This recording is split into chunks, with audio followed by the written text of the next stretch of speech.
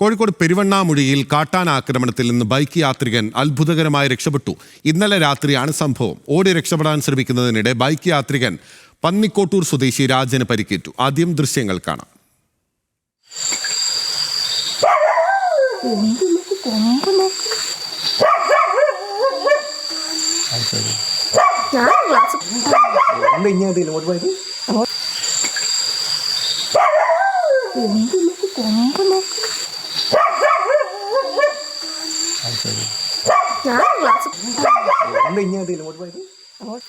കൂടുതൽ വിവരങ്ങളുമായി ലിനറ്റ് നമുക്കൊപ്പം ചേരുകയാണ്. ലിനറ്റ്, എപ്പോഴാണ് ഈ സംഭവം ഉണ്ടാകുന്നത്?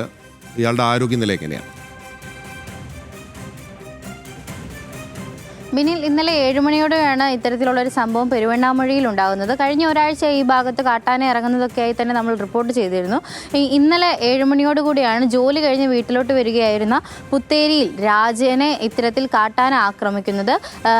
വീട്ടിലേക്ക് വരുന്ന വഴി, അതായത് ബൈക്കിനാണ് ഈ ഒരു രാജൻ സ്വന്തം വീട്ടിലേക്ക് ജോലി കഴിഞ്ഞ് വരുന്നത് വഴി പോകുമ്പോഴാണ് റോട്ടിൽ നിന്ന് കാട്ടാന ആക്രമിക്കാൻ ശ്രമിക്കുന്നത്.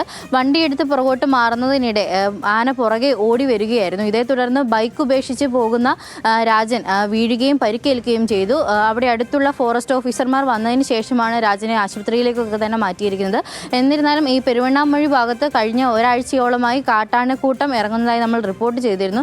ഇത്തരത്തിൽ വഴിയാത്ര വരെ ദുസ്സഹമാവുന്ന സാഹചര്യമാണ് പെരുവണ്ണാമുഴിയിലും സമീപ പ്രദേശങ്ങളിലൊക്കെ തന്നെയുള്ളത്. അവിടെയുള്ള ജനങ്ങളും വളരെയേറെ ആശങ്കയിലാണ് കഴിയുന്നത്. ബിനിൽ, ലിനറ്റ്, വലിയ ആശങ്കയാണ്. ഇവിടെ ഈ കാട്ടാന ശല്യം അതിരൂക്ഷമാണോ ആ പ്രദേശത്ത്, ലിനറ്റെ?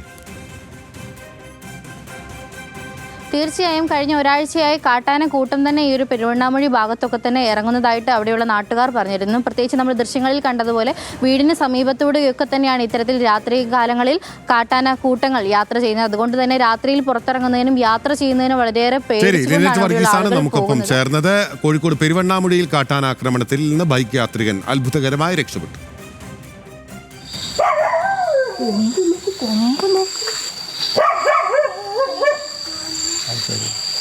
ഞാൻ